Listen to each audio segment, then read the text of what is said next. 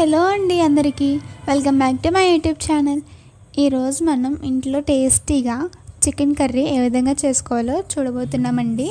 So ఈరోజు ఏంటంటే Sunday special అనమాట, బిర్యానీ చేసుకుంటున్నాము. సో దాంట్లోకి ఇలాగా చికెన్ కర్రీ చేసుకుంటే చాలా బాగుంటుందన్నమాట. సో ముందుగా అయితే మనం ఉల్లిపాయ ఇంకా టమాటా కట్ చేసి పెట్టేసుకున్నాము. చూస్తున్నారు కదండి, క్వాంటిటీ కాస్త ఎక్కువగానే తీసుకున్నాము. పెద్ద సైజ్ అంటే మీడియం సైజ్ అయితే ఒక 2-3 తీసుకోవచ్చు అనమాట. ఉల్లిపాయ ఇంకా ఒక టమాటా, ఒక 4-5 పచ్చిమిర్చి ఇవన్నీ కూడా వేసేసుకొని అంతా కూడా చక్కగా మగ్గనివ్వాలండి. అయితే స్టార్టింగ్లోనే మనం ఉప్పు కానీ లేదంటే సాల్ట్ కానీ వేసేసుకోవాలి. అప్పుడు అవన్నీ కూడా తొందరగా మగ్గిపోతాయి. అలానే కొంచెం అంతా పసుపు కూడా వేసుకోవాలి. పసుపు కూడా వేసుకొని ఇలాగా చక్కగా ఒకసారి కలిపేసుకుందాము. సో చాలా ఈజీగా అయిపోతుందండి. చికెన్ కూడా చూస్తున్నారు కదండి, ఫస్ట్ టైం ఇలాగా లెగ్ పీసులు కూడా వచ్చాయన్నమాట. ఇంతకుముందు ఎప్పుడు లెగ్ పీస్లో వేయించుకోలేదన్నమాట. సో ఇలాగా నీట్గా వాష్ చేసి పెట్టేసుకోవాలి చికెన్ అయితే. ఇప్పుడు ఆ చికెన్ని దీంట్లోకి వేసేసుకోవాలి. మనకి ఉల్లిపాయలు అంతా కూడా బాగానే మగ్గిపోయాయండి. సో మగ్గిపోయిన తర్వాత చికెన్ ఏదైతే ఉందో అది వేసేసుకోవాలి.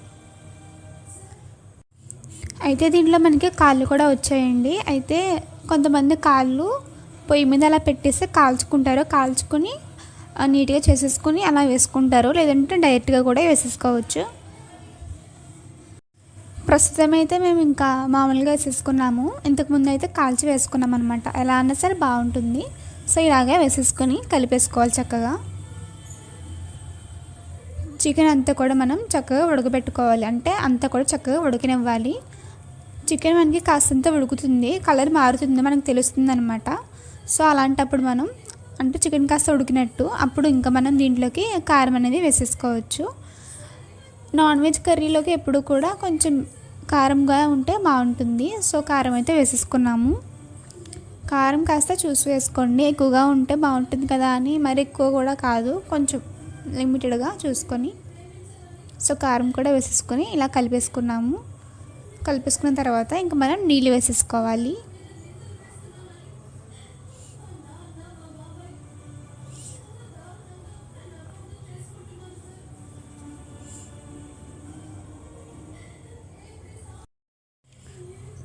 సో అలాగా 1-2 గ్లాసుల వరకు వాటర్ అయితే వేసేసుకున్నామండి. వేసేసుకొని మీడియం ఫ్లేమ్లో ఉంచి చక్కగా కర్రీ అంతా కూడా ఉడికించుకోవాలి. సో అది చేస్తున్నాం మనం. చూస్తున్నారు కదండి, అంతా చక్కగా ఉడుకుతూ ఉంది. ఇప్పుడు మనం దీంట్లోకి అల్లం వెల్లుల్లి పేస్ట్ వేసుకుంటున్నాము. జస్ట్ 1 స్పూన్ వేసుకుంటే సరిపోతుంది. చికెన్ క్వాంటిటీ బట్టి చూసుకోవాలి అది. సో అల్లం వెల్లుల్లి పేస్ట్ కూడా వేసేసుకొని ఇలాగ కాస్త కలుపుకొని మూత పెట్టేసి ఇంకాసేపు దాన్ని ఉడకనివ్వాలి. సో చూస్తున్నారు కదండి, ఇంతకుముందు ఉన్నదానికి ఇప్పుడు ఉన్నదానికి డిఫరెన్స్. సో మనకి ఆల్మోస్ట్ ఇంకా అయిపోతుంది కర్రీ అనేది.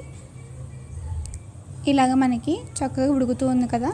ఇంకా ఇప్పుడు దీంట్లోకి ఫైనల్గా చికెన్ మసాలా వేసుకుంటున్నాము. అంటే దీంట్లో ధనియాలు, జీలకర్ర, గసగసాలు, దాల్చిన చెక్క, లవంగాలు, యాలకులు, ఇంకా స్టార్ పువ్వు ఉంటుంది కదా. సో ఇవన్నీ కూడా వేసుకొని చేసుకున్నాము. సో మసాలా కూడా వేసేసుకొని చక్కగా కలిపేసుకొని ఇంకా కాసేపు అలా ఉంచి కొత్తిమీర వేసుకొని దించేసుకోవడం, అంతేనండి. చికెన్ కర్రీ అయితే రెడీ అండి. వీడియో నచ్చితే లైక్ చేయండి.